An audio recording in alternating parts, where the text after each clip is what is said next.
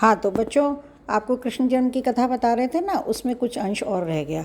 हुआ ये कि जिन महात्मा जी ने कंस को ये कहा था कि पता नहीं चलेगा कौन सा नंबर 8वां है, उनके भी मन में यही भाव था कि ये जितना ज़्यादा अत्याचार करेगा उतना ही ज़्यादा लोगों के मन में ये भाव आएगा कि अब भगवान को पृथ्वी पे अवतार लेना ही चाहिए। अब भगवान ही आएंगे, जन्म लेंगे, तो ही ये कंस के अत्याचारों से हमें मुक्ति मिलेगी। तो जब किसी के 4, 5, 6 पुत्र ऐसे कोई मार दे, संतान को पैदा होते इतनी क्रूरता दिखाए, तो क्या होगा? सबके मनों में घृणा ही आएगी ना कंस को लेके।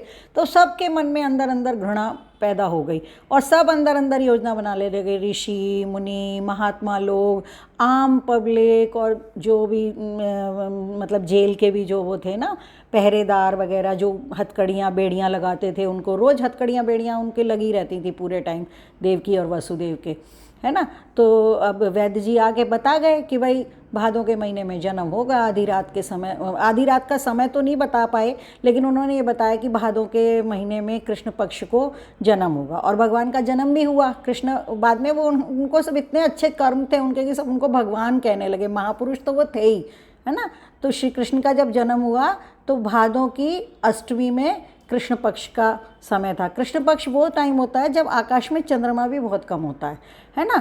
तो पहले से ही मैंने बताया आपको, रोहिणी जी मिलने आती थी और भी लोग मिलने आते थे और सब जगह की खबरें उनके पास रहती थी। तो टोकरी आके लाके रख दी गई और ये तय हो गया कि अगर किसी तरह भी पॉसिबल हो जाए तो इस बच्चे को टोकरी में रख के और जमुना पार पहुंचा दिया जाए। नंद बाबा के यहाँ तय हो गया। नंद बाबा और वासुदेव बहुत पक्के मित्र थे। और उधर नंद बाबा की जो पत्नी थी यशोदा जी, उनके भी संतान होने वाली थी। अब उस दिन भगवान की कृपा ऐसी हुई कि इधर वो कृष्ण को अब नाम अभी नहीं रखा गया था, पर फिर भी हमें पता है यही बच्चा बड़ा होकर कृष्ण बनेगा। तो ये अपना बच्चा लेके गए वासुदेव जी, और उन्होंने नंद बाबा के घर में आधी रात में जाके उनको बोला कि ये मेरा बच्चा, इसे बचा लो। अब वो सब भी चाहते थे कि इसे बचाया जाए, क्योंकि सबको सब दुआ कर रहे थे अंदर अंदर, सब प्रार्थना करते थे रोज़ भगवान से कि भगवान इनके घर में आप ही जन्म लीजिए, तभी आप बच पाएंगे और तभी इस कंस से हमारा छुटकारा होगा। तो उन्होंने उस बच्चे को कहा, तो उन्होंने कहा ठीक है, यशोदा मैया के भी एक बेटी हुई है आज रात को।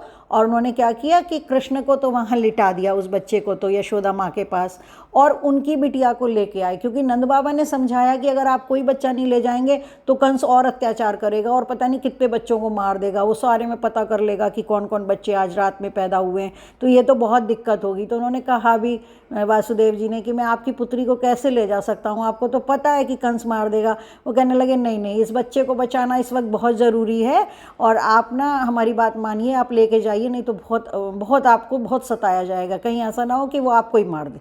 तो बहुत जब समझाया नंद बाबा ने, तो वासुदेव जी उनकी पुत्री को लेके वापस आ गए।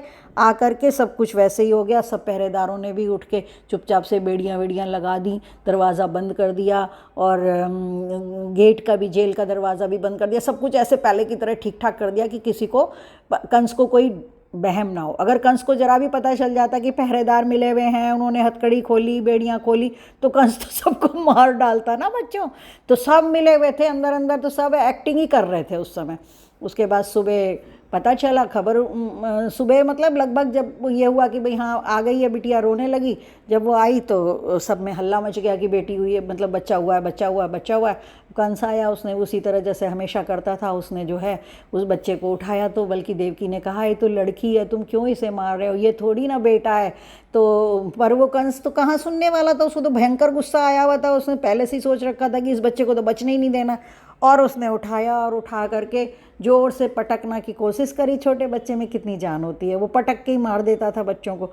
तो पटकने की कोशिश करी तो वो लड़की कहते हैं आकाश में उड़ गई, उसके हाथ से छुट के उड़ गई आकाश में, और कहने लगी तू मुझे क्या मारेगा, तेरे को मारने वाला तो पैदा हो चुका है, ऐसा कहते हैं। या फिर किसी पंडित जी ने बताया होगा कि भाई वो लड़की तो वो थी नहीं, वो तो पहले ही बच्चा पैदा हो चुका।